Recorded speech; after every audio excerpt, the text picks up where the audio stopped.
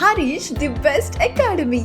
పవిత్ర రంజాన్ పర్వదినం సందర్భంగా Harish the best academy అందిస్తుంది అన్ని ఆన్లైన్ కోర్సులపై భారీ discounts. Group 1, 2, 3, 4 SI, AEO, veterinary assistant, JL, DL full course ఏదైనా 2000 రూపాయలు మాత్రమే. హిస్టరీ, ఎకానమీ, పాలిటీ వంటి సింగిల్ సబ్జెక్ట్ ఏదైనా 500 రూపాయలు మాత్రమే. ఈ ఆఫర్ ఏప్రిల్ 30th నుండి మే 8th వరకు మాత్రమే.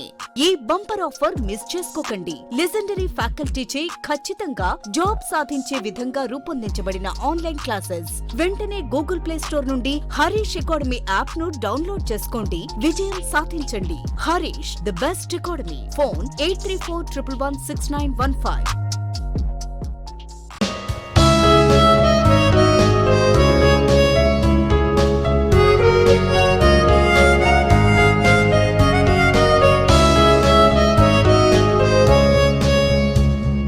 Hi friends, welcome to Harish academy. ఈరోజు వార్తలు నిలిచిన జాతీయ, అంతర్జాతీయ, రాష్ట్రీయ అంశాల గురించి, వార్తలు నిలిచిన వ్యక్తులు, అవార్డులు, పుస్తకాలు, మరి క్రీడా సంబంధిత సమాచారం, ఒక్కొక్క అంశాన్ని వివరంగా తెలుసుకుందాం. ఈరోజు మన ఫస్ట్ టాపిక్ వచ్చేసి తరచూ వార్తలు నిలుస్తున్న ఐఐటీల్లో ఒక ఐఐటి మద్రాస్ మరొకసారి ఈరోజు వార్తలు నిలిచింది. తరచూ వార్తలు నిలుస్తున్న ఐఐటీల్లో ఒక ఐఐటి అంటున్నాను. ఇటీవల ఐఐటీలకు సంబంధించి ప్రతి 2 రోజులకు ఒకసారి ఏదో ఒక అంశాన్ని మనం డిస్కస్ చేయడం జరుగుతుంది. తరచూ వార్తలు నిలుస్తున్న ఐఐటీల్లో ఒక ఐఐటి మద్రాస్ తరచూ వార్తలు నిలుస్తుంది. అత్యధిక సార్లు వార్తలు ఇచ్చిన ఐఐటి ఏదంటే, మనం డిస్కస్ చేసిన ఐఐటి ఏదంటే IIT Madras. So IIT Madras, Indian institute of technology Madras, ఎక్కడ? తమిళనాడు రాష్ట్రానికి సంబంధించిన ఐఐటి.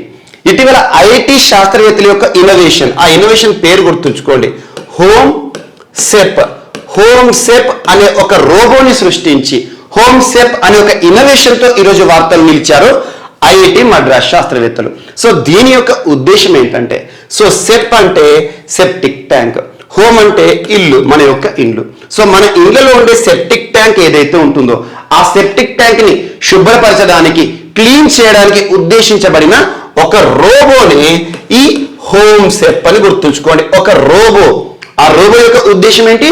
మన ఇళ్లలో ఉండే సెప్టిక్ ట్యాంక్స్ ఏవైతే ఉంటాయో ఆ సెప్టిక్ ట్యాంక్స్ ని క్లీన్ చేయడానికి ఉద్దేశించబడిన ఒక రోబో అని గుర్తుంచుకోండి. సో ఐఐటి మద్రాస్ వారి యొక్క ఇన్నోవేషన్. సో ఇక్కడ ఈ టాపిక్ కి సంబంధించి మనం ఒక ఎక్స్ట్రాగా గాని ఒక ఇన్ఫర్మేషన్ చూస్తే, మనకు భారత ప్రభుత్వం ఒక చట్టాన్ని తీసుకురావడం జరిగింది. అదేంటంటే 2013 సంవత్సరానికి సంబంధించి 2013 సంవత్సరంలో ఆ చట్టం ఏంటంటే prohibition of employment as manual scavengers and rehabilitation act 2013. కొన్ని చట్టాలను గుర్తుంచుకోండి.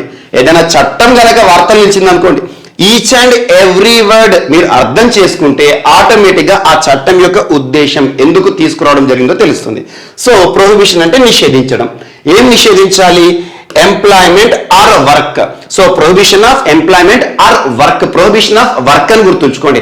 So prohibition of work as manual scavenging అంటున్నాను. మాన్యువల్ స్కావెంజింగ్ అంటే మనం ఏదైతే ఉంటుందో సెప్టిక్ ట్యాంక్స్ నిండినా కూడా, బహిరంగ ప్రదేశాల్లో మనం రోడ్డు పైన ప్రయాణిస్తూ ఉంటే ఏదైనా నాలా నిండింది అనుకోండి, అందులోకి నేరుగా దిగేసేసి వాటిని క్లీన్ చేసేవారు ఉంటారు. మాన్యువల్ గా క్లీన్ చేసేవారు ఎవరైతే ఉంటారో మాన్యువల్ స్కావెంజింగ్ అంటారు. సో అలా మాన్యువల్ స్కావెంజర్స్ ని ఉండకూడదు, మాన్యువల్ స్కావెంజింగ్ అనే పని చేపించకూడదు అని చెప్పేసి, మనుషులను ఈ విధంగా ఉపయోగించకూడదు అని చెప్పేసి భారత ప్రభుత్వం వారికి రీహాబిలిటేషన్, పునరావాసాన్ని కల్పిస్తున్న ఒక చట్టం 2013 సంవత్సరంలో వచ్చింది. So prohibition of work as a manual scavenging and rehabilitation act 2013 అంటే మనుషులను ఈ సెప్టిక్ ట్యాంక్లను క్లీన్ చేయడానికి, మాన్యువల్ గా క్లీన్ చేయడానికి, నాళాలను మాన్యువల్ గా క్లీన్ చేయడానికి ఉద్దేశించకూడదు అని చెప్పే ఒక చట్టం. అలాంటి చట్టాన్ని అనుసరించని గుర్తుంచుకోండి ఇక్కడ. సో హోమ్ సెప్ అనేది ఒక యంత్రం, ఒక రోబో. ఇది ట్రాక్టర్ మౌంటెడ్ రోబో అని గుర్తుంచుకోండి. ట్రాక్టర్ మౌంటెడ్ రోబో అంటే ఏంటంటే, మన ఇంట్లో కనుక ఏదైనా సెప్టిక్ ట్యాంక్ ఉంటుంది కదా, మనం చాలాసార్లు చూస్తూ ఉంటాం. అలాంటి సెప్టిక్ ట్యాంక్ కనుక ఫిల్అప్ అయింది అనుకోండి, సెప్టిక్ ట్యాంక్ కనుక నిండింది అనుకోండి, సో వీరికి ఐఐటి శాస్త్రవేత్తలు ఇటీవల పైలట్ బేసిస్ కింద మనకు మద్రాస్, చెన్నై, సో చెన్నై సిటీలో ప్రత్యేకంగా దీనికి సంబంధించిన ఆపరేషన్ ఏ విధంగా ఉందని చెప్పేసి పరీక్షలు కూడా చేశారు. సో ఈ హోమ్ సెప్ వచ్చేసి ఏం చేస్తుందంటే ఆ సెప్టిక్ ట్యాంక్ కి సంబంధించి టోటల్ గా కూడా మాన్యువల్ గా కాకుండా ఆపరేషనల్ గా రోబో ఆధారిత హ్యాండ్స్ ఉంటుంది దాని ఆధారంగా క్లీన్ చేయడం జరుగుతుందండి. ఇది ఒకటి గుర్తుంచుకోండి. హోమ్ సెప్ అనేది ఒక రోబో. ఈ రోబో యొక్క ఉద్దేశం ఏంటి? సో మన ఇంట్లో ఉండే సెప్టిక్ ట్యాంక్లను క్లీన్ చేయడానికి ఉద్దేశించబడిన ట్రాక్టర్ మౌంటెడ్ రోబో అని గుర్తుంచుకోండి. ఈ ఇన్నోవేషన్ తో వార్తలించిన ఐఐటి మద్రాస్. సో ఇటీవల ఐఐటి మద్రాస్ తరచూ వార్తలు నిలుస్తోంది. తరచూ అంటున్నాను, ఎవ్రీ 2 days ఒకసారి. నిన్నటి క్లాస్ లో కూడా మనం ఐఐటి మద్రాస్ గురించి డిస్కస్ చేసాం. అదేంటి?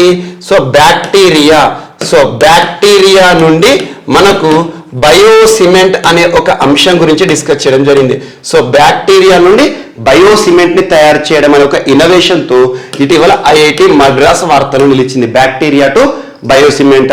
సో దీనికి సంబంధించి ప్రత్యేకమైన ప్రొసీజర్ ప్రిన్సిపల్ కూడా చెప్పాను, ఒకసారి చూడండి. సో బ్యాక్టీరియా నుండి బయోసిమెంట్ అనే అంశాన్ని ఇన్నోవేషన్ తో ఇటీవల ఐఐటి మద్రాస్ నిన్నటి క్లాస్ లో మనం డిస్కస్ చేస్తాం. And at the same time ఇటీవల ఐఐటి మద్రాస్ కి సంబంధించి ప్రత్యేకంగా నియోబోల్ట్ గురించి మనం డిస్కస్ చేయడం జరిగింది. నియోబోల్ట్ అనగానే motorised wheelchair. World's first ever motorised wheelchair ఏదంటే నియోబోల్ట్. అండ్ ఇటీవల ఐఐటి మద్రాస్ కి సంబంధించి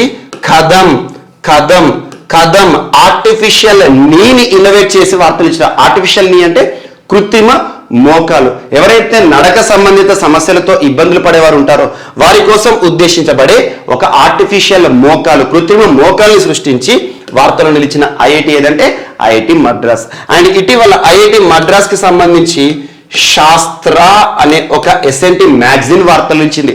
శాస్త్ర మ్యాగజైన్. అండ్ ఐఐటి మద్రాస్ కి సంబంధించి ఇటీవల ప్రత్యేకంగా ఇరాడ్ అనే ఒక అంశం గురించి డిస్కస్ చేశాం. IRAD integrated road accident database. And ఐఐటికి సంబంధించి ఇటీవల ఇండస్ట్రీ కాన్క్లేవ్ గురించి మనం డిస్కస్ చేయడం జరిగింది. Industry conclave. సో ఇలాంటి అంశాలు ఏవైతే ఉంటాయో ఇటీవల ఐఐటి మద్రాస్ అనగానే 3D హౌస్, దేశంలోనే మొట్టమొదటి 3D house, concrete printing technology ఆధారిత 3D హౌస్ అనగానే ఐఐటి మద్రాస్. వీటితో పాటు ఐఐటి మద్రాస్ సంబంధించి మనం డిస్కస్ చేసిన అన్ని అంశాలు కూడా ఒకసారి లింక్ చేసుకోండి.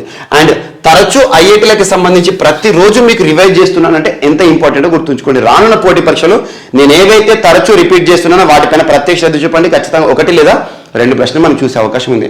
అండ్ ఇటీవల ఐఐటి హైదరాబాద్ కి సంబంధించి హైడ్రోజెల్ అనే ఒక ఇన్నోవేషన్ ని చూసాం. హైడ్రోజెల్ అంటే మానవుడిలో మనకి కార్నియా ఉంటుంది కదా, కార్నియాకి సంబంధించి ఏదైనా ప్రమాదానికి గురైనప్పుడు కార్నియా దెబ్బతింది అనుకోండి, కార్నియా దెబ్బతింటే ఏం చేస్తారు? శస్త్రచికిత్స చేస్తారు, ఆపరేషన్ చేస్తారు. అలా ఎలాంటి ఆపరేషన్ లేకుండానే మానవుడిలోని కంటి సమస్య, కార్నియా సమస్యకి పరిష్కారం వెతికారు. హైడ్రోజెల్ అనే ఒక జెల్ ని ఇన్నోవేట్ చేసి IIT Hyderabad. And IIT Hyderabad అనగానే బయోబ్రిక్ బేస్డ్ హౌస్ గుర్తుకు రావాలి. అండ్ ఇటీవల ఐఐటి హైదరాబాద్ కి సంబంధించి దేశంలోనే మొట్టమొదటిసారి, ప్రపంచంలోనే మొట్టమొదటిసారి సుజుకీకి సంబంధించి ఆటోమొబైల్ సంస్థ సుజుకీకి సంబంధించి ఒక ఇన్నోవేషన్ సెంటర్ ఆఫ్ ఎక్సలెన్స్ అనేది మనకు ఐఐటి హైదరాబాద్ లో ఏర్పాటైంది. వీటి గురించి ప్రత్యేకంగా చూడండి. అండ్ ఇటీవల ఐఐటి బాంబే నానో స్నిఫర్ అనే ఒక ప్రత్యేక ఇన్నోవేషన్ గురించి డిస్కస్ చేశాము. నానో స్నిఫర్ అంటే ఏంటంటే మనకు ఒక పేలుడు పదార్థాలు గుర్తించే ఒక ప్రత్యేకమైన పరికరం అన్నట్టు. వరల్డ్స్ స్మాలెస్ట్ లేదా micro sensor based nano sniffer అనగానే ఐఐటి బాంబే. అండ్ ఇటీవల anti cannons or anti hail gun అనే అంశంతో ఐఐటి బాంబే వార్తలు నిలిచింది. అండ్ ఇటీవల ఐఐటి రోపార్ కూడా ప్రత్యేకంగా వార్తలు ఇచ్చింది. IIT Ropar world's first ever plant based air purifier and smokeless cremation system. And ఇటీవల కాలంలో ప్రత్యేకంగా ఐఐటి రోపార్ కి సంబంధించి మనం డిస్కస్ చేసిన అంశాలు ఈ రెండైతే గుర్తుంచుకోండి. దాంతో పాటు యాంబిట్యాగ్ టెంపరేచర్ మానిటరింగ్ పెన్ డ్రైవ్ లాంటి నిర్మాణం. అండ్ ఇటీవల ఐఐటి కాన్పూర్ కూడా తరచూ వార్తలు నిలుస్తుంది. సో మనకి ఏదైతే ఉందో వాచ్, టచ్ సెన్సిటివ్ వాచ్ ని ఇన్నోవేట్ చేసి వార్తలు ఇచ్చారు ఐఐటి కాన్పూర్ శాస్త్రవేత్తలు. అండ్ ఇటీవల ఐఐటి కాన్పూర్ అనగానే ఆర్టిఫిషియల్ హార్ట్ సంబంధిత అంశంతో వార్తలు ఇచ్చింది. అండ్ ఇటీవల కాలంలో ఐఐటి రూర్కీ కానివ్వండి, ఐఐటి గౌహతి అనగానే ఎలక్ట్రిక్ వెహికల్ సంబంధించి ముఖ్యంగా లిథియం అయాన్ బ్యాటరీస్ పైన ప్రత్యేక పరిశోధన చేస్తున్నారు, వాటి సామర్థ్య పెంపుకు సంబంధించి. అండ్ ఐఐటి ఖరగ్పూర్ కి సంబంధించి betel nut oil extraction. And ఇటీవల ఐఐటి ధార్వాడ్ కూడా తరచు వార్తలు ఇస్తుంది, ఐఐటి మండి కానివ్వండి, ఇలాంటి అంశాలు లింక్ చేసుకోండి. భారతదేశానికి మాత్రమే పరిమితమైన ఐఐటీలు ఇప్పుడు ప్రపంచవ్యాప్తంగా చూడబోతున్నాం. మొట్టమొదటి భారతదేశం వెలుపల ఏర్పాటు కానున్న ఐఐటికి సంబంధించి ఇటీవల యుఏఈ వార్తలు ఇచ్చింది. యుఏఈలోని దుబాయ్లో ఒక ఐఐటి ఏర్పాటు కానుంది ఇటీవల ఇండియా యుఏఈ సంబంధాల్లో భాగంగా. ఇలాంటి అంశాలను ప్రత్యేకంగా లింక్ చేస్తూ చూడండి. రానున్న పోటీ పరీక్షలో ఐఐటీలకు సంబంధించి ఖచ్చితంగా 1 లేదా 2 ప్రశ్నలు వస్తారు. అండ్ నెక్స్ట్ ఈరోజు మరొక అంశం. సో జిఎస్టీ వసూళ్లలో all time record. All time అంటే జిఎస్టీ ఎప్పటి నుండి అయితే భారతదేశంలో అమల్లోకి వచ్చిందో అప్పటి నుండి ఇప్పటి వరకు అసలు ఆల్ టైమ్ రికార్డ్ అధిక మొత్తంలో జిఎస్టీ వసూళ్లు అనే అంశం వార్తలు ఇచ్చింది. ఇక్కడ మనం దీనికి సంబంధించి బేసిక్ గా చూద్దాం. భారతదేశంలో జిఎస్టీ కౌన్సిల్ ఉంది. ఆర్టికల్ 279 క్లాజ్ ఏ 279A ఏం చెప్తుందంటే జిఎస్టీ కౌన్సిల్ అనేది ఒక రాజ్యాంగబద్ధ సంస్థ, కాన్స్టిట్యూషనల్ బాడీ. సో మరి రాజ్యాంగబద్ధ సంస్థ అంటే ఇది అమెండ్మెంట్ ఆధారంగా వచ్చింది. సో జిఎస్టీకి సంబంధించి 101 సో 101వ రాజ్యాంగ సవరణ చట్టం గుర్తుంచుకోండి. 101 కాన్స్టిట్యూషనల్ అమెండ్మెంట్. మరి జిఎస్టీ అనేది గూడ్స్ అండ్ సర్వీసెస్ ట్యాక్స్ అనేది భారతదేశంలో ఎప్పుడు అమల్లోకి వచ్చిందంటే 1 July 2017. So GST goods and services tax ఇది ఇండైరెక్ట్ ట్యాక్స్ అని గుర్తుంచుకోండి. భారతదేశంలో పన్ను విధానం ఏ విధంగా ఉంటుందంటే డైరెక్ట్ ట్యాక్సెస్ ఉంటుంది, ఇండైరెక్ట్ ట్యాక్సెస్ ఉంటుంది. సో జిఎస్టీ అనేది indirect tax. So indirect tax అన్నిటిని కూడా క్లబ్ చేసేసి ఒకే ట్యాక్స్ గా మనం తీసుకొచ్చాం. అలాంటి జిఎస్టీ ప్రస్తుతం భారతదేశంలో ఎన్ని స్లాబ్స్ ఉన్నాయి? So example 0 slab, 5 slab, 12 slab, 18 slab, 28 slab. అంటే ఇంత పర్సెంటేజ్ అనేది ఒక్కొక్క వస్తువు ఆధారంగా కలెక్ట్ చేయడం జరుగుతుంది అన్నట్టు. లగ్జరీ గుడ్స్ ఉన్నాయనుకోండి ఎక్కువ మొత్తంలో జిఎస్టీ వసూళ్లు ఉంటాయి, నిత్యావసరాలు ఉన్నాయనుకోండి తక్కువ మొత్తంలో జిఎస్టీ వసూలను చేస్తుంది భారత ప్రభుత్వం.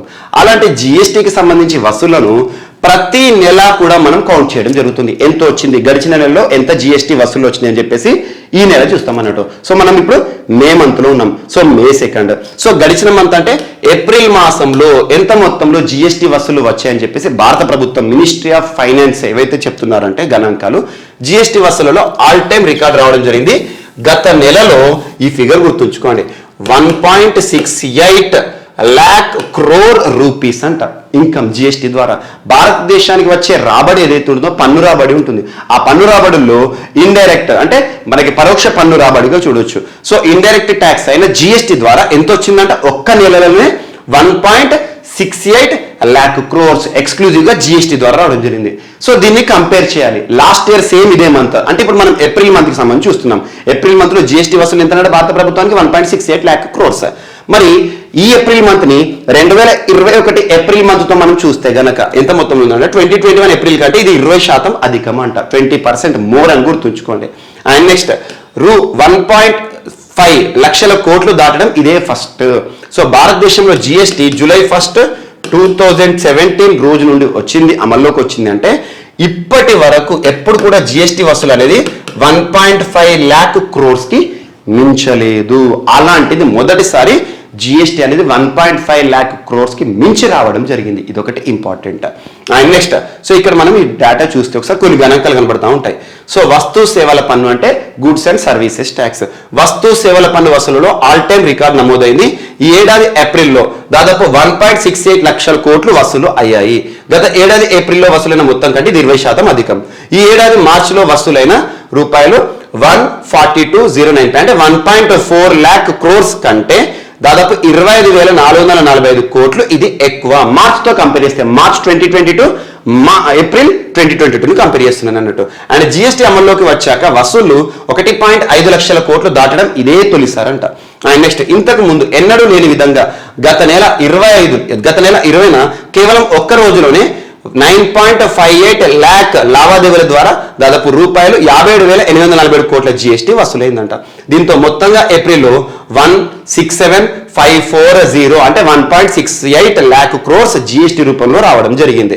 ఇందులో సెంట్రల్ జిఎస్టీ సిజిఎస్టీ కింద దాదాపు 33,159 కోట్లు, అండ్ స్టేట్ జిఎస్టీ కింద 41,793 కోట్లు, అండ్ వస్తు దిగుమతుల పైన దాదాపు 36,705 కోట్లు కలిపి ఇంటిగ్రేటెడ్ జిఎస్టీ కింద 81,939 కోట్లు రావడం జరిగింది. సెస్ల రూపంలో 10,649 కోట్లు వసూలు కేంద్ర ఆర్థిక శాఖ గడిచిన ఆదివారం రోజున ప్రకటించింది.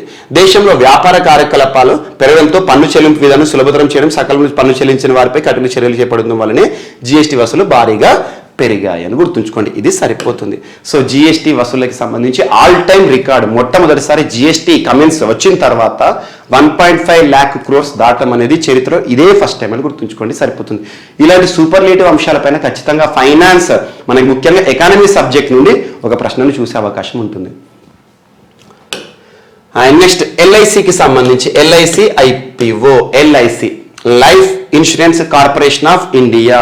సో ఎల్ఐసి అనే సంస్థ 1956 సెప్టెంబర్లో ఏర్పడింది, సెప్టెంబర్ 1. సో ఎల్ఐసి యొక్క హెడ్ క్వార్టర్ ఎక్కడ అంటే ముంబై కేంద్రంగా పనిచేస్తుంది, ముంబై కేంద్రంగా ఎల్ఐసి పనిచేస్తుంది. సో ఎల్ఐసికి సంబంధించి ఐపీఓ భారతదేశ చరిత్రలో గొప్ప విషయం అనుకోవచ్చు. ఇది యాక్చువల్గా రీఫార్మ్స్లో మనకు ఎకనామిక్ రీఫార్మ్స్ అనుకోవచ్చు. ఇటీవల బడ్జెట్లో భాగంగా ఫిబ్రవరి 1వ తేదీన నిర్మలా సీతారామన్ గారు, ఆర్థిక శాఖ మంత్రి నిర్మలా సీతారామన్ గారు బడ్జెట్ని ప్రవేశపెట్టారు. ఆ బడ్జెట్ని ప్రవేశపెట్టేటప్పుడు ఐపీఓ గురించి ప్రస్తావించారు. ఎల్ఐసిని ఐపీఓ చేయడం జరుగుతుంది. సో అందులో భాగంగా ఎల్ఐసి సంస్థలో దాదాపు 21,000 కోట్ల రూపాయల వసూళ్లు చేయబోతున్నారు. సింపుల్ గా దేని రూపంలో అంటే షేర్స్ రూపంలో. షేర్స్ అంటే ఎల్ఐసి సంస్థలో వాటాదారులను పెంచడం అంటే కస్టమర్స్. ఇప్పుడు ఎగ్జాంపుల్ మనం ఉన్నాం, ఎల్ఐసిలో షేర్లు కొనుక్కోవచ్చు అన్నట్టు. ఎన్ని షేర్లను విడుదల చేస్తారట అంటే దాదాపు 23 కోట్ల షేర్లను విడుదల చేస్తారంట. ఇందులో ప్రైస్ స్లాబ్ ను కూడా వారు డిక్లేర్ చేస్తారు. ప్రైస్ బేస్ ఎంత ఉంటుందట అంటే 902 to 940 ఉండే అవకాశం ఉంది. అంటే ఒక్కొక్క షేర్ వాల్యూ ఎల్ఐసికి సంబంధించి 900 రూపాయలు అనుకోండి అరౌండ్. సో దీనికి సంబంధించిన ప్రక్రియ రానున్న May 4th నుండి స్టార్ట్ అవుతుందని చెప్పేసి ఎల్ఐసి సంస్థ ప్రత్యేకంగా ప్రకటించింది. సో ఐపీఓ అంటే ఇక్కడ ఫుల్ ఫామ్ ఏంటంటే initial public offering. So initial public offering, initial అంటే ముందుగా, పబ్లిక్ ఆఫరింగ్ అంటే మన కోసం ఆఫర్ చేస్తున్నారు అన్నట్టు. ఏదైనా ఒక సంస్థను లిస్ట్ చేసే ముందు, స్టాక్ మార్కెట్ షేర్ మార్కెట్లో లిస్ట్ చేసే ముందు ఏం చేస్తారంటే ఇందులోని కొన్ని షేర్లను ఐపీఓ రూపంలో రిలీజ్ చేస్తారు. ఆ ఐపీఓ రూపంలో మనకి ఏంటంటే ఒక డేట్ స్లాబ్ అనేది ఇస్తారు. ఈ డేట్ నుండి ఈ డేట్ మధ్యలో షేర్లను కొనుక్కున్నాం అనుకోండి, తర్వాత డిక్లరేషన్ చేస్తారు, అనౌన్స్ చేసేస్తారు. ఏమంటారంటే సో ఎల్ఐసి ఐపీఓ అనుకోండి, ఎల్ఐసి ఐపీఓ డేట్ అనేది ముగిసింది. సో ఈ సంవత్సరం ఎల్ఐసి ఒక షేర్ మనకి ఎక్కువ డిమాండ్ వచ్చింది అనుకోండి ఐపీఓ విషయంలో, ఆటోమేటిక్గా షేర్ వాల్యూ వారు ప్రచురించే రోజు ఏమవుతుందంటే పెరగవచ్చు కూడా. ఈ 900 1800 కూడా కావచ్చు, చెప్పలేము, డిమాండ్ అనేది ఎక్కువగా ఉన్నప్పుడు. సో అలాంటిది ఇనిషియల్ పబ్లిక్ ఆఫర్ కింద ఎల్ఐసి ఐపీఓని ఎకనామిక్ రీఫార్మ్స్ లో భాగంగా అధిక మొత్తంలో వసూలు రాబడి కోసం ఎల్ఐసి ప్రారంభించబోతుందని గుర్తుంచుకోండి, సరిపోతుంది. అండ్ నెక్స్ట్ ప్రధానమంత్రి నరేంద్ర మోదీ గారి టూర్ ఈ రోజు నుండి, సో May 2 నుండి 3 రోజుల పాటు, సో 3 days యూరప్ పర్యటన అని గుర్తుంచుకోండి. సో యూరప్ పర్యటనలో భాగంగా ప్రధాని నరేంద్ర మోదీ గారు 3 రోజులు పర్యటించనున్నారు. మొదటిగా తను జర్మనీకి వెళ్ళబోతున్నారు, జర్మనీలో దిగుతారు. సో జర్మనీ తర్వాత డెన్మార్క్, ఆ తర్వాత రిటర్న్లో ఫ్రాన్స్కి వెళ్తారు. ఇందులో భాగంగా యూరోప్లోని కొన్ని ప్రముఖ కంట్రీస్ ఏవైతే ఉంటాయో Norway, Finland, so Norway, Finland, Sweden ఇలాంటి దేశాలకు సంబంధించిన ప్రధానులు ఎవరైతే ఉంటారో ఆ ప్రధానులతో కూడా మోడీ గారు కొన్ని మీటింగ్స్ నిర్వహించబోతున్నారు, అంటే కొన్ని సదస్సులు పాల్గొనబోతున్నారు. సో ప్రధానమంత్రి నరేంద్ర మోదీ గారు దాదాపు 25 మీటింగ్లు, 8 మంది ప్రపంచ నేతలు మరియు 50 మంది బిజినెస్ లీడర్స్తో సమావేశం కాబోతున్నారు. ఇందులో భాగంగా జర్మనీకి సంబంధించి మొట్టమొదటిసారి జర్మనీకి సంబంధించి ప్రస్తుతం ఛాన్సలర్గా ఓలాఫ్ గారు ఉన్నారు. తనని కలబోతున్నారు. అంతకుముందు వరకు మనకు జర్మనీ అనగానే యాంజెలా మర్కెల్ గారు, తన స్థానంలో లాస్ట్ ఇయర్ ఎన్నికైన ఓలాఫ్ గారు తనని మీట్ కాబోతున్నారు మొట్టమొదటిసారి ప్రత్యక్షంగా. అండ్ నెక్స్ట్ డెన్మార్క్తో కొన్ని సందర్భాలు, డెన్మార్క్ ఇండియా అనగానే మనకి ఎక్కువగా డైరీ సెక్టర్ పైన ఒప్పందాలు ఉంటాయి. అండ్ నెక్స్ట్ వచ్చేసి ఫ్రాన్స్ కి సంబంధించి ఇటీవలే ఫ్రాన్స్ దేశాధినేతకి సంబంధించి ఎన్నికలు జరిగాయి. ఎమాన్యుయల్ మెక్రాన్ గారు లీపెన్ గారి పైన గెలిచారు. సో మరొకసారి తనను అభినందించడానికి, ఎన్నికల్లో విజయం సాధించారు కాబట్టి అభినందించడానికి ఫ్రాన్స్కి వెళ్ళబోతున్నారు. అండ్ ఈ యూరప్ పర్యటనకు సంబంధించి ఎట్ ఏ గ్లాన్స్ లో చూస్తే ఈ దేశాలన్నీ పక్కన పెట్టండి, మరి నరేంద్ర మోదీ గారి యూరప్ పర్యటన ఏ అంశాలపైన ప్రధానంగా చర్చకు రాబోతుందంటే కోవిడ్-19. సో కోవిడ్-19 తర్వాత పరిస్థితులు, సో కోవిడ్-19 అనంతర కాలంలో ప్రస్తుతం ప్రపంచానికి సంబంధించి ఆర్థిక వ్యవస్థను గాడిలో పెట్టడానికి ప్రపంచ దేశాలు ఏ విధంగా కలిసి ముందడుగు వేయాలి ఒకటి. సో కోవిడ్-19 తదనంతర పరిస్థితులను గుర్తుంచుకోండి. అండ్ సెకండ్ వచ్చేసి వరల్డ్ సెక్యూరిటీ, ప్రపంచ భద్రత పైన ప్రతి దేశం కూడా ఏ విధంగా కలిసికట్టుగా పనిచేయాలి. అండ్ నెక్స్ట్ రెన్యూవబుల్ ఎనర్జీ, పునరుత్పాదక శక్తి వనరులకు సంబంధించి ఏ విధంగా ప్రతి దేశం కూడా కృషి చేయాల్సి ఉంటుంది పర్యావరణ సంరక్షణకి సంబంధించి. అండ్ వాతావరణ మార్పుకి సంబంధించి కట్టడి చర్యలు ఏ విధంగా ఉండాలి, ఇది ఒకటి. సో ఈ విధంగా ప్రపంచంలో ఒక్కొక్క దేశానికి సంబంధించి ఇవన్నీ కూడా కామన్గా మనం చూస్తూ ఉంటాం ఎవ్రీ టైం కూడా. సో నరేంద్ర మోదీ గారి యూరప్ టూర్ యొక్క ఉద్దేశం అయితే వీటిపైన ఉద్దేశించబడిందని గుర్తుంచుకోండి. అండ్ ఇటీవల కొన్ని ప్రముఖ పర్యటనలు, ప్రముఖ నాయకుల పర్యటనలు ఏవైతే ఉంటాయో, భారతదేశానికి గడిచిన వారంలో బోరిస్ జాన్సన్ గారి పర్యటన చూస్తాం. బోరిస్ జాన్సన్ అంటే బ్రిటన్ ప్రస్తుత ప్రైమ్ మినిస్టర్. సో ఆ ప్రైమ్ మినిస్టర్ సంబంధించిన ఒప్పందాలు ఏమున్నాయి. అండ్ ఇటీవల మారిషస్ ప్రధాని భారతదేశాన్ని విజిట్ చేశారు. 8 days టూర్. సో 8 రోజుల పర్యటనలో భాగంగా Pravind Kumar Jugnauth. So India Mauritius సంబంధాలు కానివ్వండి, ఇలాంటి వాటిపైన ప్రత్యేక శ్రద్ధ చూపండి. ముఖ్యంగా గ్రూప్ 1 సివిల్స్ లాంటి మెయిన్స్ పరీక్షలో ఈ ఒప్పందాలపైన కూడా 2 దేశాలకు సంబంధించిన ఇంటర్నేషనల్ రిలేషన్స్, అంతర్జాతీయ సంబంధాల భాగంగా అడగవచ్చు. కానీ ప్రిలిమ్స్ పాయింట్ ఆఫ్ వ్యూలో ఏ దేశ పర్యటన, ఏ దేశానికి సంబంధించిన అధినేత భారతదేశం రావడం జరిగింది, భారతదేశానికి సంబంధించిన దేశాధినేత ఏ దేశాలకు పర్యటనకు వెళ్ళారు, బేసిక్గా ఇలాంటి క్వశ్చన్ చూస్తాం మనం. నెక్స్ట్ ఈరోజు మరొక అంశం. సో తెలంగాణ భారతదేశంలోనే మొట్టమొదటి అనే అంశంతో ఈరోజు ప్రత్యేకంగా వార్తలు వచ్చింది.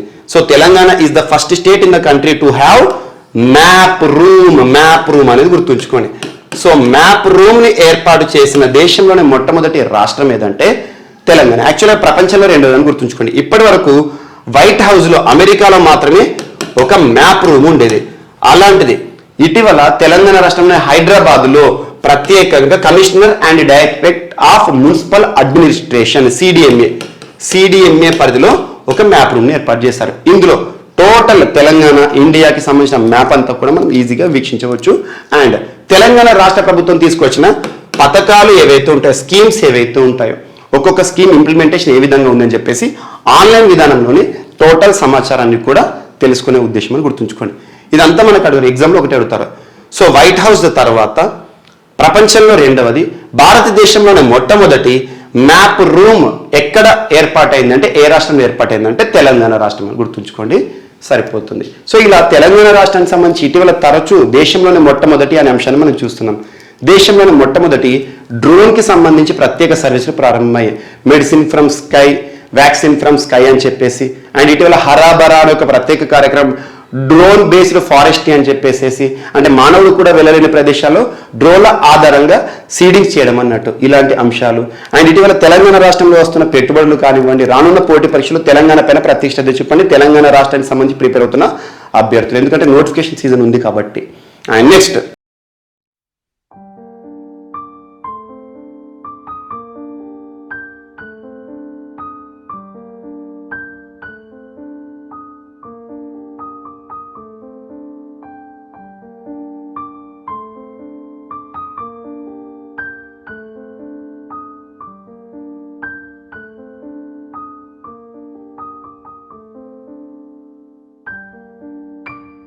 సో ఈరోజు మన నెక్స్ట్ టాపిక్ వచ్చేసి వార్తల్లో వ్యక్తులు. ఈరోజు వార్తల్లో నిలిచిన first person Rajesh S Gokhale గారు. పర్సన్ పేరు గుర్తుంచుకోండి. ఈరోజు ఒక సంస్థకి, ఒక ప్రతిష్టాత్మక సంస్థకి నూతన డైరెక్టర్ గా నియమితులవుతూ వార్తలు ఇచ్చారు. ఏ సంస్థ అంటే council of scientific and industrial research. Council of scientific and industrial research కి నూతన డైరెక్టర్ గా ఇటీవల వార్తలు నిలిచిన పర్సన్ పేరేంటి అంటే రాజేష్ ఎస్ గోఖలే గారు. సో విద్యారంగంలో తనకంటూ ప్రత్యేక గుర్తింపు పొందిన రాజేష్ ఎస్ గోఖలే గారు council of scientific and industrial research కి నూతన డైరెక్టర్ అని గుర్తుంచుకోండి, సరిపోతుంది. ఎందుకంటే పోటీ పరీక్షలు కనుక అబ్జర్వ్ చేస్తే వార్తల వ్యక్తుల్లో నియామకం ద్వారా వార్తలు ఇచ్చిన వ్యక్తులు కానివ్వండి, మరణిస్తూ వార్తలు నిలిచిన వ్యక్తులు కానివ్వండి, ఏదైనా ప్రతిష్టాత్మక పురస్కారాన్ని సాధిస్తూ వార్తలు ఇచ్చిన వ్యక్తులు కానివ్వండి, ఇలా డిఫరెంట్ కేటగిరీస్ నుండి వార్తల వ్యక్తులపైన పోటీ పరీక్షలు మనం ప్రశ్నలు చూసే అవకాశం ఉంటుంది. సో ఈరోజు నియామకం ద్వారా వార్తలు ఇచ్చిన పర్సన్ ఎవరు? డైరెక్టర్ గా council of scientific and industrial research అని గుర్తుంచుకోండి, సరిపోతుంది.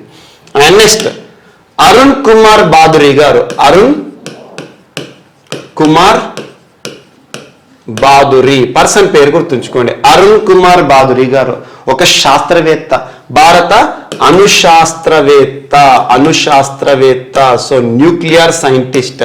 And Indira Gandhi centre for atomic research, Indira Gandhi centre for atomic research ఈ సంస్థకి సంబంధించి డైరెక్టర్ గా విధులు నిర్వర్తించిన పర్సన్, అంటే మాజీ డైరెక్టర్. ఏ సంస్థకి సంబంధించి?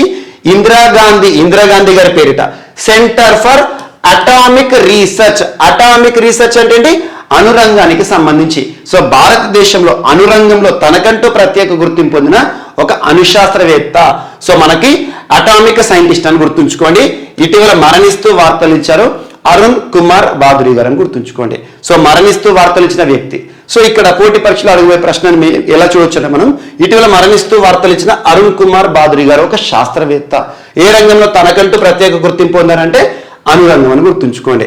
అండ్ తనకి సంబంధించి మాజీ డైరెక్టర్ ఏ సంస్థకి సంబంధించి అంటే Indira Gandhi centre for atomic research అని గుర్తుంచుకోండి, సరిపోతుంది. అండ్ నెక్స్ట్ ఈరోజు వార్తలు ఇచ్చిన ఒక ప్రతిష్టాత్మక పురస్కార గ్రహీతగా వార్తలు ఇచ్చిన పర్సన్. ఈ పర్సన్ పేరు గుర్తుంచుకోండి, చారుదత్ మిశ్రా గారు, ఇండియాకి సంబంధించిన పర్సన్. యాక్చువల్ గా ఇక్కడ మనం చెప్పబోయే పురస్కారం ఏదైతే ఉందో ఈ పురస్కారాన్ని ప్రతి ఏటా చూస్తాం, ఒక ప్రతిష్టాత్మక పురస్కారం. ముఖ్యంగా వన్యప్రాణి సంరక్షణ విషయంలో లాస్ట్ ఇయర్ మనం 2021 సంవత్సరంలో సేమ్ ఇదే మే మాసంలో మనం నూకు ఫోమ్ గారి గురించి డిస్కస్ చేశాం. నాగాలాండ్కి సంబంధించిన పర్యావరణవేత్త, ముఖ్యంగా వన్యప్రాణి సంరక్షకుడు అని చెప్పేసి నూకు ఫోమ్. ఇదే పురస్కారం ఈ సంవత్సరానికి సంబంధించి మరొకసారి వార్తలు ఇచ్చింది చంద్రదత్ మిశ్రా గారు, చారుదత్ మిశ్రా గారు విట్లీ గోల్డ్ అవార్డ్, విట్లీ స్వర్ణ పురస్కార గ్రహీతగా ఈరోజు వార్తలు ఇచ్చారు. తను ఏ రంగంలో తనకంటూ ప్రత్యేక గుర్తు పొందారంటే యాక్చువల్గా తను ఆథర్, చాలా పుస్తకాలు రాశారు. అన్నిటికంటే ఇంపార్టెంట్ తన యొక్క పుస్తకాలన్నింటిలో కూడా వన్యప్రాణి సంరక్షణే ఇతివృత్తంగా ఉంటాయి అన్నట్టు. అండ్ ముఖ్యంగా స్నో లెపర్డ్స్ కన్జర్వేషన్ అంటారు. స్నో లెపర్డ్ అంటే మంచు చిరుతలు ఏవైతే ఉంటాయో, మంచు చిరుత అంటే మనం లడాఖ్కి సంబంధించి ఇటీవల మంచు చిరుతని అధికారికంగా గుర్తించారు వాళ్ళు. సో ప్యాంథరా అన్షియా అని చెప్పేసి. సో అలాంటి మంచు చిరుతలు ఏవైతే ఉంటాయో మంచు చిరుతలను సంరక్షించడంలో తనకంటూ ప్రత్యేక గుర్తింపు పొందాడు. And at the same time పర్యావరణ సంరక్షణ విషయంలో తన యొక్క కృషిని గుర్తించి ఇటీవల ఒక ప్రతిష్టాత్మక పురస్కారానికి తను ఎంపిక కావడం జరిగింది. ఆ పురస్కార గ్రహీత ఈరోజు వార్తలు ఇచ్చారు. ఆ పురస్కారం ఏంటంటే Whitelee gold award. So Whitelee fund for nature అనే సంస్థ ఎవ్రీ ఇయర్ కూడా ఈ పురస్కారాన్ని ఇస్తుంది. దీన్ని గ్రీన్ ఆస్కార్ అని కూడా పిలుస్తారు, గ్రీన్ ఆస్కార్. యాక్చువల్గా ఇక్కడ మనం గుర్తుంచుకోవాల్సింది ఏంటంటే ఎవరు ఇస్తారు, ఎప్పటి నుండి ఇస్తున్నారు, ఇవన్నీ అడిగారు. జస్ట్ ఒకటే, విట్లీ గోల్డ్ అవార్డ్ పురస్కార గ్రహీతగా ఇటీవల వార్తలు ఇచ్చిన స్నో లెపర్డ్ కన్జర్వేషనిస్ట్ ఎవరు అంటే చారుదత్ మిశ్రా. ముఖ్యంగా వన్యప్రాణి సంరక్షకులకి మాత్రమే, సో ఎకోసిస్టమ్ ఎన్వైరన్మెంట్ ప్రొటెక్టర్స్ కి మాత్రమే ఈ పురస్కారాన్ని ఇవ్వడం జరుగుతుంది. అండ్ నెక్స్ట్ ఈ రోజు వార్తలు ఇచ్చిన ఒక పిక్చర్, ఒక ఫోటో.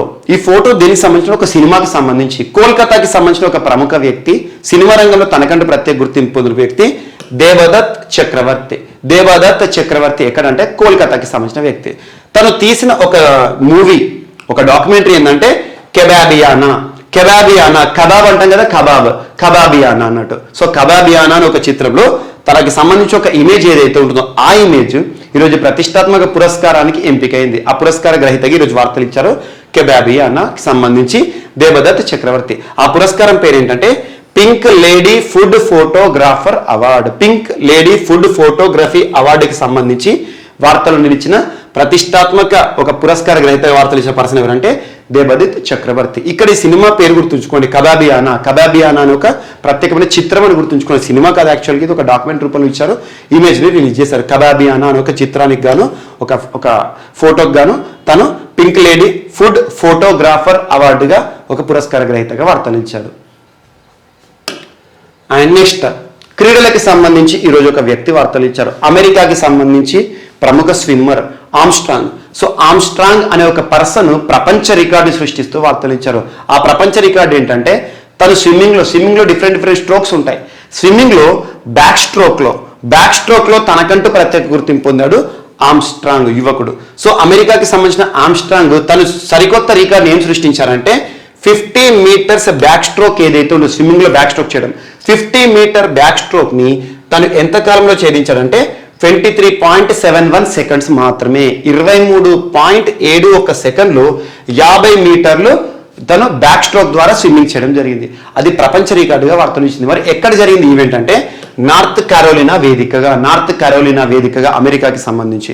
అండ్ అంతర్జాతీయ ట్రామ్ ట్రయల్స్ లో భాగంగా ఇంటర్నేషనల్ ట్రామ్ ట్రయల్స్ అనేది ఇవి సన్నాహక మ్యాచ్లు అన్నట్టు, అంటే ప్రిపరేటరీ మ్యాచ్లు.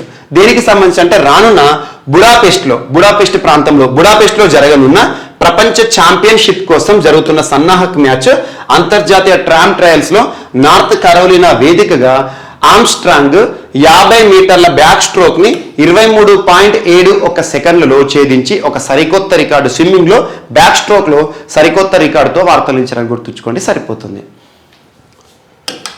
నెక్స్ట్ ఈరోజు వార్తలు నిలిచిన ఒక పుస్తకం. ఆ పుస్తకం ఏంటంటే తెలుగు పుస్తకం. సో తెలుగు పుస్తకం ఆంధ్రప్రదేశ్ రాష్ట్రానికి సంబంధించిన ప్రస్తుత గవర్నర్ విశ్వభూషణ్ హరిచంద్ర గారు ఇటీవల లాంచ్ చేయడం జరిగింది. విశ్వభూషణ్ గారు. ఆ పుస్తకం పేరు ఏంటంటే పరమార్థం అనే ఒక పుస్తకం. పరమార్థం అనే ఒక పుస్తకం. ఆ పుస్తకం యొక్క ఆథర్ ఎవరంటే రాష్ట్ర ప్రభుత్వంలో ఒక కీలక హోదాలో ఉన్న ఒక పర్సన్. తన ఎవరంటే KRBHN చక్రవర్తి. జస్ట్ చక్రవర్తి అని గుర్తుంచుకోండి. చక్రవర్తి గారు రాసిన పుస్తకము పరమార్థం అనే ఒక తెలుగు పుస్తకాన్ని ఆంధ్రప్రదేశ్ రాష్ట్ర ప్రస్తుత గవర్నర్ విశ్వభూషణ్ గారు నిన్నటిలో లాంచ్ చేయడం జరిగింది. యాక్చువల్గా విశ్వభూషణ్ గారు ఒడిశా రాష్ట్రానికి సంబంధించిన వ్యక్తి. తను కూడా ఒక గొప్ప రచయిత. సో తన చేతుల మీదుగా ఆవిష్కృతమైన ఒక పుస్తకం వార్తలు ఇచ్చింది. పరమార్థం అనే ఒక పుస్తకం జీవిత సత్యాలకు సంబంధించిన అంశాన్ని ఇతివృత్తంగా తీసుకొని రాయబడిన పుస్తకం. ఒకటి పేరు గుర్తుంచుకోండి సరిపోతుంది. అండ్ నెక్స్ట్ ఈరోజు వార్తలు నిలిచిన మరొక పుస్తకం. ఆ పుస్తకం పేరు ఏంటంటే లీడర్స్ పొలిటీషియన్స్ అండ్ సిటిజన్స్ అనే ఒక పుస్తకం ఈరోజు వార్తలు నిలిచింది. ఈ పుస్తకం యొక్క ట్యాగ్ లైన్ ఏంటంటే 50 figures who influenced India's politics. అంటే ఈచ్ అండ్ ఎవ్రీ చూడండి 50 figures భారతదేశ చరిత్రలో 50 మంది ప్రముఖులు.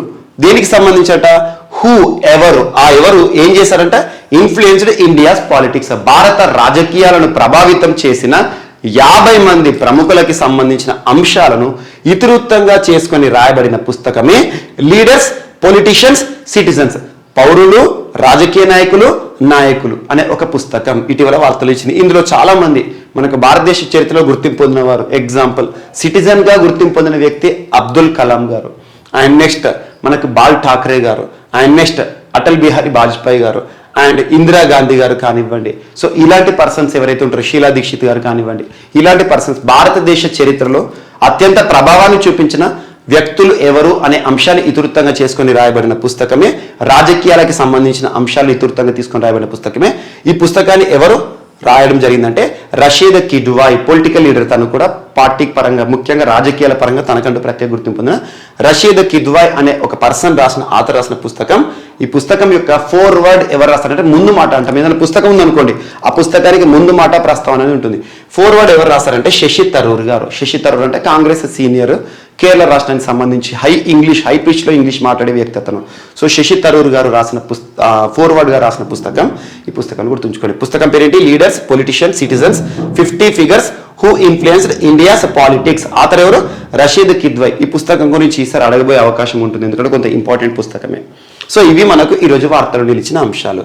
ఒకసారి మనం ర్యాపిడ్గా చూస్తే సో హోమ్సెప్ అనే ఒక ప్రత్యేకమైన రోబో గురించి మనం డిస్కస్ చేసాం. హోమ్సెప్ ఐఐటి మద్రాస్ వారి నూతన ఇన్నోవేషన్. ఐఐటీలకి సంబంధించి ఇక్కడ కొన్ని టాపిక్స్ రివైజ్ చేశాను. ఆ హెడ్డింగ్స్ ఏవైతే ఉంటే వాటిని మీరు మరొకసారి సెర్చ్ చేసి చదవండి. ఖచ్చితంగా రానున్న పోటీ పరీక్షలు ఐఐటికి సంబంధించి ఒక ప్రశ్న చూస్తాం.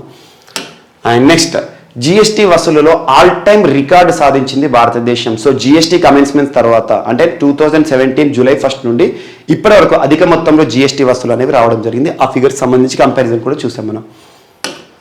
అండ్ నెక్స్ట్ ఎల్ఐసి ఐపీఓ అంటే ఇనిషియల్ పబ్లిక్ ఆఫరింగ్. ఎల్ఐసికి సంబంధించి 21,000 కోట్ల రూపాయల విలువైన 23 కోట్ల రూపాయల షేర్లకు సంబంధించిన సమాచారం. And next PM Modi tour. భారత ప్రధాని నరేంద్ర మోదీ గారు యూరోప్లో 3 రోజుల పర్యటనకు సంబంధించి ప్రధాన అంశాలు ఏవి ఒప్పందాలు అని చెప్పేసి. అండ్ నెక్స్ట్ తెలంగాణ భారతదేశంలోనే మొట్టమొదటి రాష్ట్రం, ప్రపంచంలోనే 2వ ప్రాంతంగా వార్తలు ఇచ్చింది. మ్యాప్ రూమ్ ని ఏర్పాటు చేయడం జరిగింది. So different schemes and implementation సంబంధించి టెక్నాలజీ ఆధారితంగా సర్వీలెన్స్ చేసే ప్రోగ్రామ్. అండ్ నెక్స్ట్ వార్తల వ్యక్తుల విషయానికి వస్తే రాజేష్ ఎస్ గోఖలే గారు council of scientific and industrial research సంబంధించి నూతన డైరెక్టర్గా ఈరోజు వార్తలు నిలిచారు నియామకానికి సంబంధించి. అండ్ అరుణ్ కుమార్ బాదురి గారు అణు శాస్త్రవేత్త and Indira Gandhi centre for atomic రీసెర్చ్కి సంబంధించిన ప్రముఖ శాస్త్రవేత్త ఇటీవల మరణిస్తూ వార్తలు నిలిచారు. అండ్ నెక్స్ట్ చారుదత్ మిశ్రా గారు ప్రతిష్టాత్మక పురస్కారం గ్రీన్ ఆస్కర్ గా గుర్తింపు పొందిన విట్లీ గోల్డ్ అవార్డు పురస్కార గ్రహీతగా వార్తలు ఇచ్చారు. తను snow leopard conservationist and at the same time పర్యావరణ సంరక్షకుడిగా గుర్తింపు పొందాడు. పర్యావరణ రంగంలో విశేష గుర్తింపు పొందిన వ్యక్తులకు ఈ పురస్కారాన్ని ఇవ్వడం జరుగుతుంది విట్లీ ఫండ్ ఫర్ నేచర్ అనే సంస్థ. సో దేవదత్ చక్రవర్తి కబాబియానా అనే ఒక ప్రత్యేకమైన పిక్కి గాను తను పింక్ లేడీ ఫుడ్ ఫోటోగ్రాఫర్ పురస్కార గ్రహీతగా వార్తలు ఇచ్చారు. అండ్ ఆర్మ్స్ట్రాంగ్ క్రీడలకి సంబంధించి ఆర్మ్స్ట్రాంగ్ బ్యాక్ స్ట్రోక్ లో 50 మీటర్స్ బ్యాక్ స్ట్రోక్ ఫీట్ లో తను 23 సెకండ్లలోనే సాధించడం ద్వారా ప్రపంచ రికార్డు ఆల్ టైమ్ రికార్డు సాధించాడు. స్విమ్మింగ్ సంబంధించి నార్త్ కరోలినా వేదిక జరిగింది. అంతర్జాతీయ ట్రామ్ ట్రయల్స్ రానున్న రోజుల్లో బుడాపెస్ట్ లో జరగనున్న ప్రపంచ ఛాంపియన్షిప్ కోసం జరిగిన సన్నాహక మ్యాచ్లో. అండ్ నెక్స్ట్ పరమార్థం అనే ఒక పుస్తకం వార్తలు ఇచ్చింది. చక్రవర్తి గారు రాస్తారు. మన తెలుగు వ్యక్తి, ఆంధ్రప్రదేశ్ సంబంధించిన వ్యక్తి, ఆంధ్రప్రదేశ్ రాష్ట్రానికి సంబంధించిన పుస్తకం. సో ఆంధ్రప్రదేశ్ రాష్ట్ర గవర్నర్ గారి చేతుల మీదుగా ఆవిష్కృతమైన పుస్తకం.